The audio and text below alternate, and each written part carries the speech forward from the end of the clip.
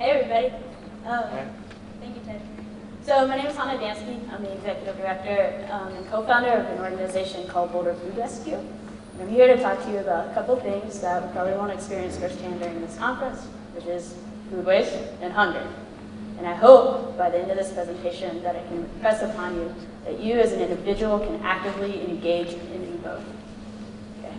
So how many people have ever seen something like this? Probably almost everybody. Okay, and what about this? People are to the grocery store, we all see this. Now, how many people have made the link between the two? Even if you've never missed a moment to help out somebody like the lady in the first picture, you as an individual have overlooked her. I have too, we all have.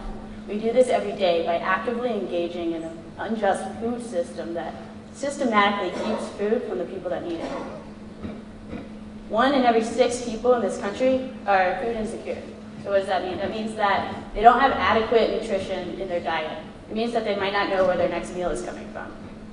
Okay? What that leaves us with is 50 million people in this country that are hungry. This is in our own communities. And how about that food system? Well, we overproduce way too much food in this country. There's estimates that say we produce 4 times as much food as calorically and nutritionally needed to sustain ourselves as a population. Okay, well, how do we do that? We do that by devoting 10% of our national energy budget to food production. We do that by devoting 50% of our land area to food production.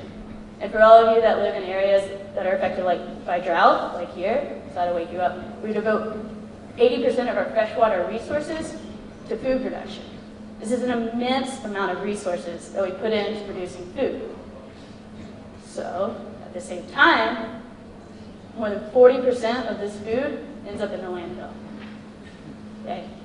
So it's kind of an unconscionable dichotomy that's happening. Food is going to waste, people are hungry side by side. And it sort of begs the question. And that question is why? It's a very simple question, but it's a really important one to ask because I think oftentimes it kind of gets overlooked. So why is food going to waste? I can stand up here for a really long time and tell you why food is going to waste. I don't have the time to do that. But what I can tell you, basically what's happening is we as a culture have removed ourselves so far away from our food system that we don't understand it anymore. We don't know what's good or bad. We don't know how to trust our noses. And most of all, what we've done is develop this perception of perfection for our food that's totally unfair. So if you go into a grocery store and you see a whole bunch of bananas, they're usually green. But if you've ever tried to eat a green banana, it's like crunchy and it doesn't taste any good, right? A good banana is usually yellow with some brown spots on it and it's ripe and it's delicious and I love bananas, so I like to talk about them. But what's really interesting is that you never go into the grocery store and see a banana with some brown spots on it. We basically have this kind of perpetual increase of abundance and we ship all these new bananas in and then all the bananas that have the little brown spots on them, they get thrown out.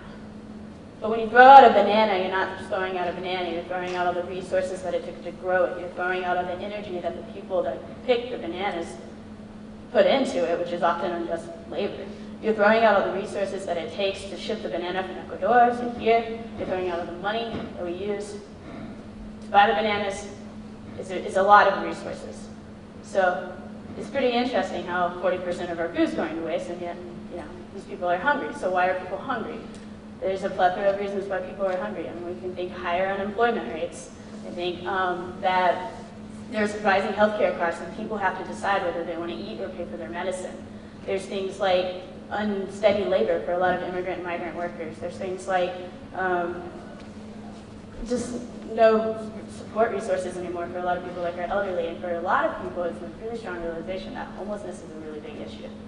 So what I really want to impress upon you is that it doesn't really matter why these people are hungry.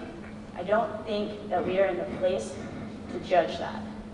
Because what we need to realize as a society is that access to nutritious food, which means access to health, is a fundamental human right to which everybody is entitled to, whether you're hungry or not.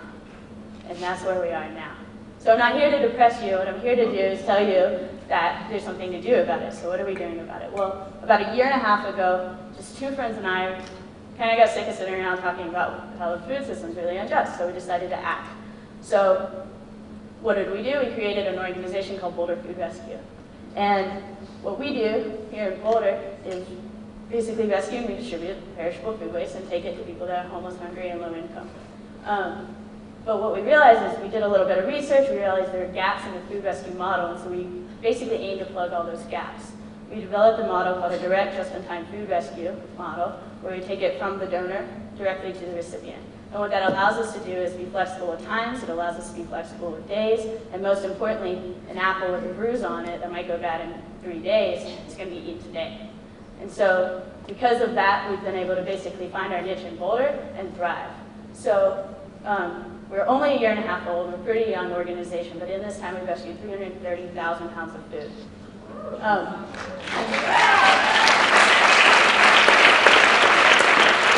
Thank you.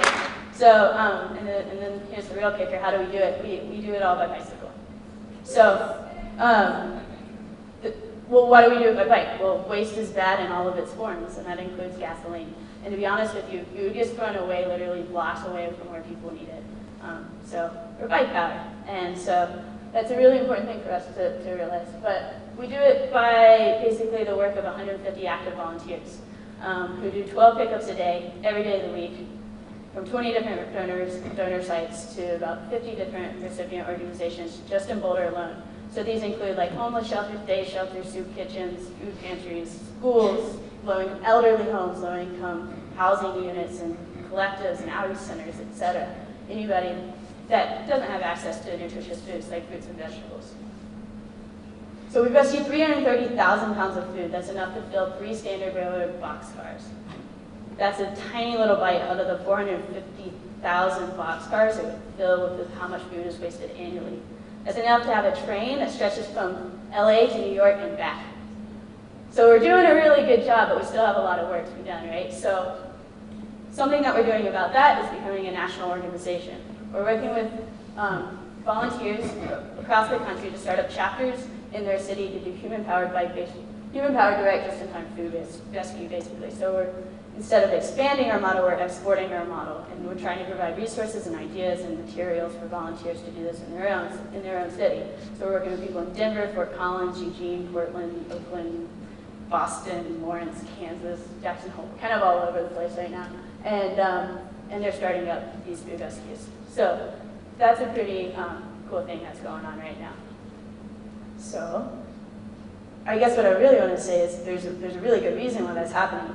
It's because, well, food's going to waste and people are hungry, so they're doing that in their cities. But what's really awesome is that we're developing this momentum of people that are passionate about these issues to actually stop food waste from happening in the first place. We're working with organizations like gardens and education and food preservation and food cooperatives, people that are actively providing alternatives and providing alternatives for people like us in order for us to not participate in some system that systemically oppresses people that can't get access to this food.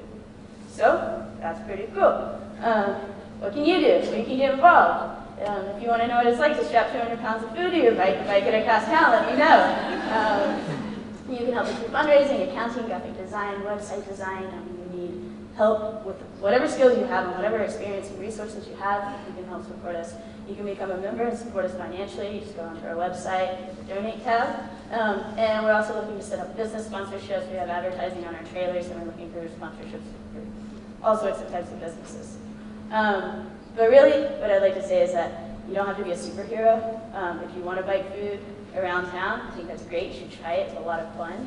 But all you have to do is think about where your food is coming from, and you have to care. And that's the first step.